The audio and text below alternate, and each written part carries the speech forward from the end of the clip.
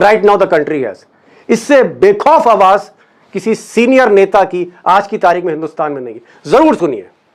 सिन्हा साहब, एक चीज जानना चाहेंगे, हजारों बच्चों को लाठियां पड़ गई, बहुत से बच्चे राम मनोहर लोहिया अस्पताल में दाखिल हैं, लेकिन सरकार की कान पर जू नहीं रेंग रही। और आज राहुल गांधी वो प्रधानमंत्री के आवास का घेराव करते हैं। एक ही डिमांड है कि भाई नीट पर, पेपर लीक पर बहस हो और धर्मेंद्र प्रधान का इस्तीफा हो।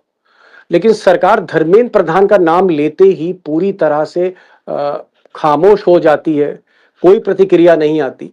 क्या आपको लगता है कि धर्मेंद्र प्रधान बहुत ज्यादा इंपॉर्टेंट है नरेंद्र मोदी के लिए, या नरेंद्र मोदी किसी भी कीमत पर झुकना नहीं चाहते, भले ही इस देश के बच्चे संसद का घेराव कर लें? नरेंद्र मोदी किसी भी कीमत पर झुकते हुए दिखना नहीं चाहते हैं। नरेंद्र मोदी ने 12 वर्षों में, या उसके पहले जो 12 वर्ष गुजरात में उन्होंने बिताए, उसका इतिहास उठाकर आप देखेंगे तो आप क्या पाते हैं उसमें कि एक बहुत स्ट्रॉन्ग लीडर की छवि उनकी बनाई गई। कृत्रिम ही थी, आर्टिफिशियल छवि थी, लेकिन बनाई गई कि बहुत ही स्ट्रॉन्ग लीडर है। और अब उस स्ट्रेंथ, वो जो ताकत थी, वो ताकत आज चैलेंज हो रही है। पहली बार 12 वर्षों में वो ताकत चैलेंज हो रही है। और इसलिए मोदी जी चूंकि झुकना जानते ही नहीं है, इसलिए इस बार भी नहीं झुकना चाहते हैं। और हर जगह कल जैसे उन्होंने बल प्रयोग करके छात्रों को तितर बितर किया, जिस तरह वो उठा के ले गए सोनम वांगचुक को, ठीक उसी तरह आज उन्होंने व्यवहार किया राहुल गांधी, और उनको उठाकर वहां से ले गए।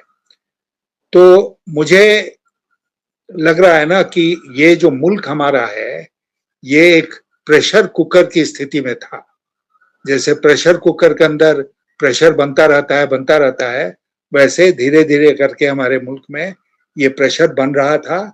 आज प्रेशर कुकर जो है अभी फटा नहीं है, अभी सीटी मार रहा है कि जल्दी अटेंड करो हमको, नहीं तो हम फट जाएंगे।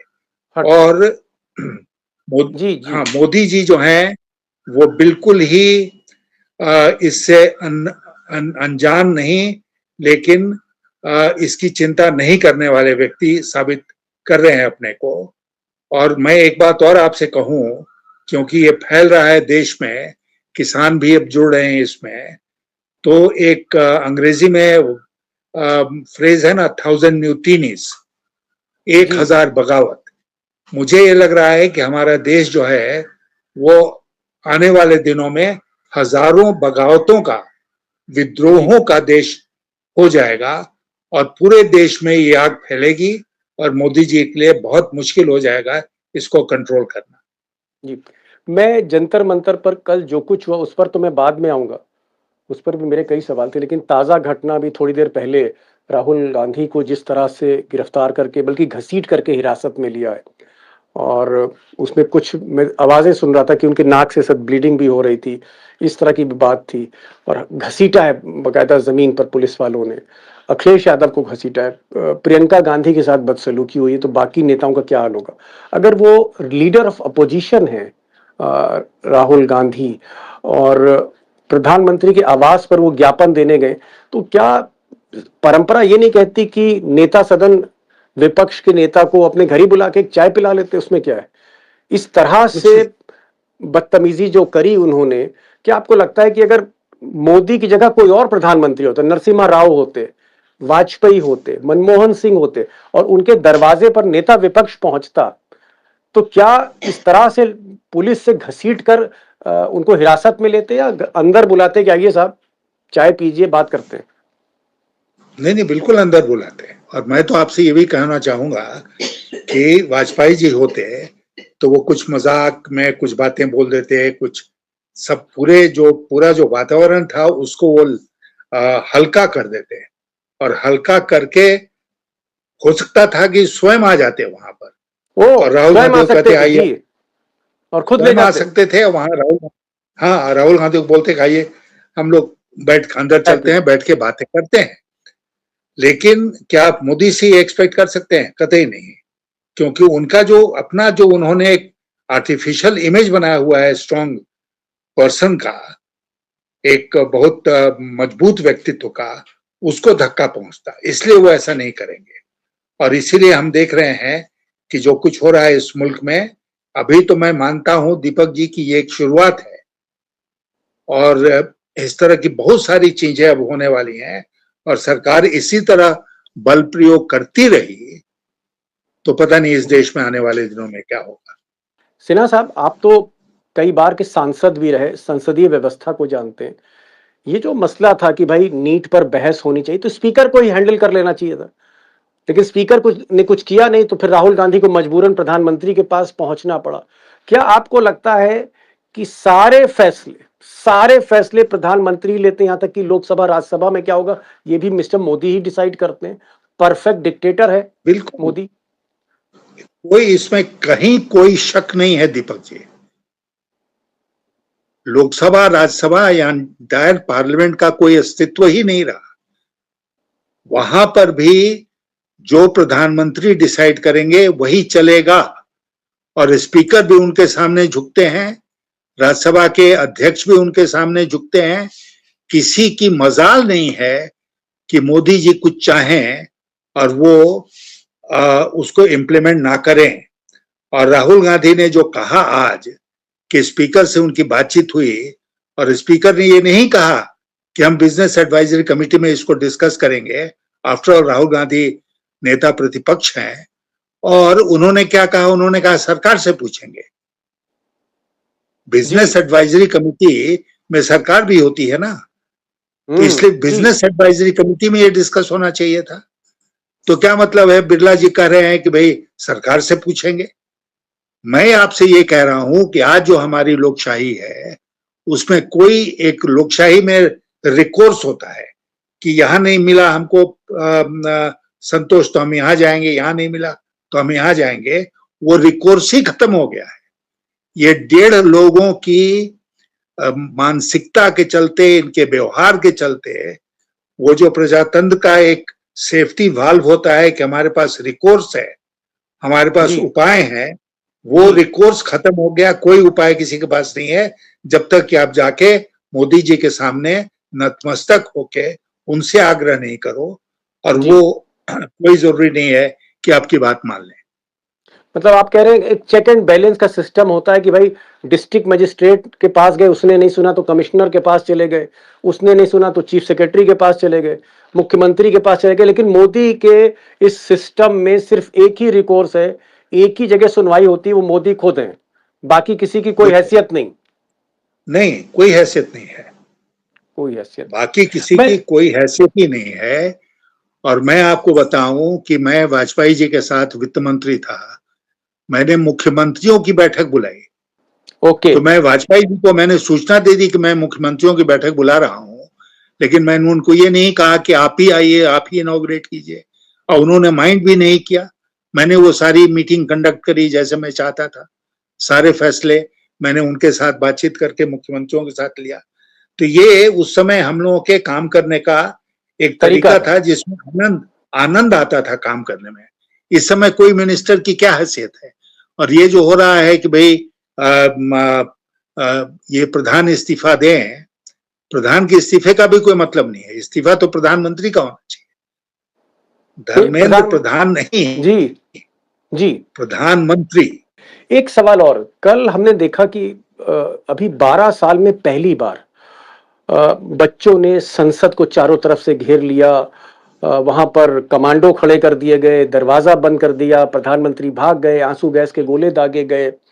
और लोग ऐसा कहते हैं, असेसमेंट है कि कई लाख बच्चे थे, करोल बाग से लेकर कनॉट प्लेस और इधर सफदरजंग से लेकर चारों तरफ घेर रखा था, सिर्फ संसद ही नहीं। क्या जनता अब जाग रही है? क्योंकि मोदी के खिलाफ मोदी का वोटर, बहुत से मिडिल क्लास फैमिलीज थी, कल का जो ये प्रदर्शन था, मिडिल क्लास के बच्चे थे, उनके पेरेंट्स साथ में थे जो मोदी के वोटर हैं, लोग कह भी रहे थे। क्या आपको लगता है कि मोदी का वोटर ही अब मोदी के खिलाफ हो रहा है? ये जो मिडिल क्लास निकल कर आ रही है, ये जो शहरी जमात निकल के बाहर आ रही है और संसद को घेर रही है, इसको आप कैसा संकेत देखते हैं? कैसा संकेत है ये? इसको मैं एक जो भी इंतजाम है मोदी रेजिम में, उसके खिलाफ एक बगावत के रूप में मैं देख रहा हूं इसको। और जैसा आपने कहा बिल्कुल ठीक कि मिडिल क्लास की फैमिली जो है, उनके पहली बच्चे, बार।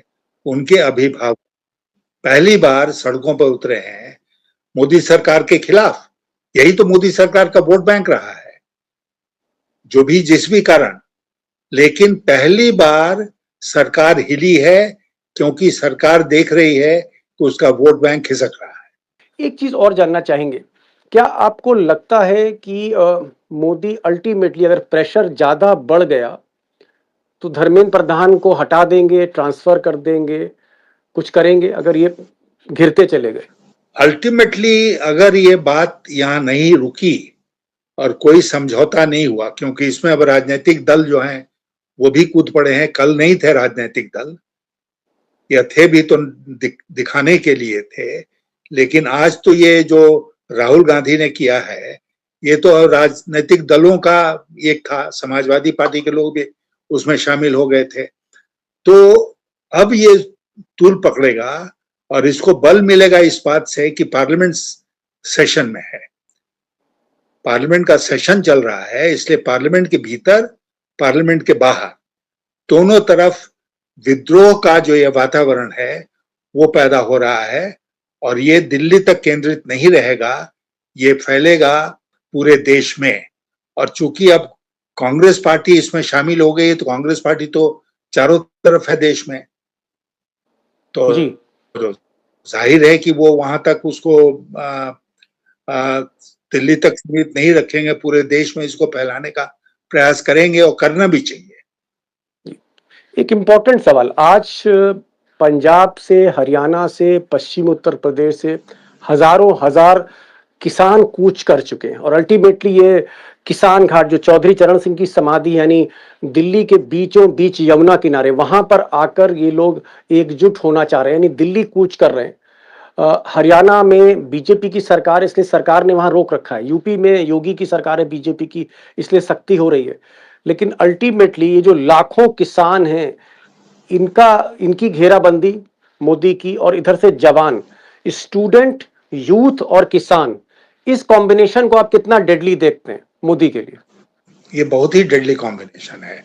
आपको याद होगा कुछ साल पहले किसानों ने अकेले मोदी सरकार को झुका दिया था। जी। मोदी सरकार को झुकने के लिए बाध्य होना पड़ा, और उनके तो 3 कृषि कानून थे, ब्लैक लॉज, उनको वापस लेना पड़ा था ना। तो जी। किसानों ने ही झुकाया था।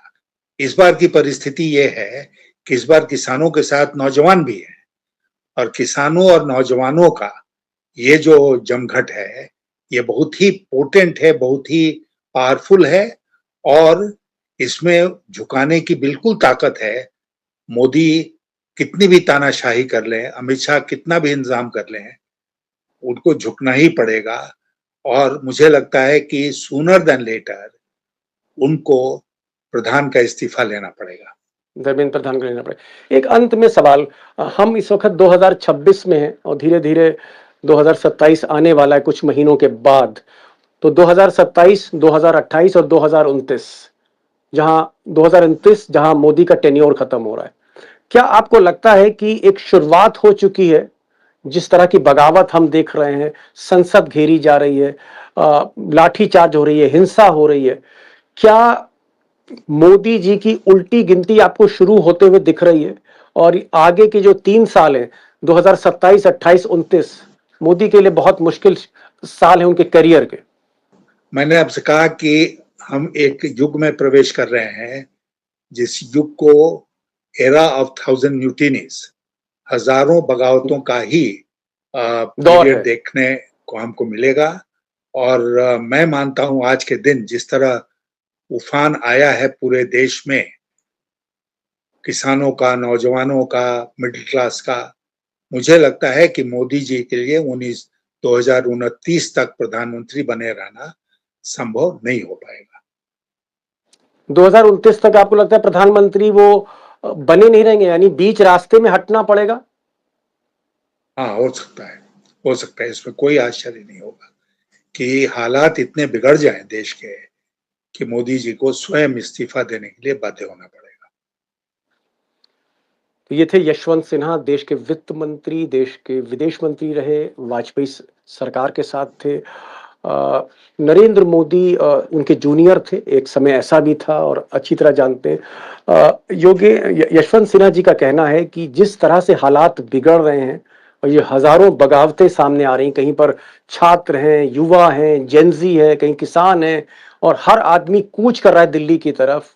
अगर यही हालात रहा तो मोदी जी के लिए 2029 ये जो पूरा सरकार का कार्यकाल है, कार्यकाल करना मुश्किल हो जाएगा और अगर हालात संभले नहीं तो मोदी को इस्तीफा भी देना पड़ सकता है 2026, 27, 28 कभी भी। लेकिन 2029 पहुंचते-पहुंचते मोदी के लिए बड़ा मुश्किल सफर है, ये यशवंत सिन्हा साहब कह रहे हैं। Thank you so much Sinha साहब, आप आए, thank you so much. Take care और बहुत-बहुत शुक्रिया आप इस प्रोग्राम में आए। Thank you so much sir.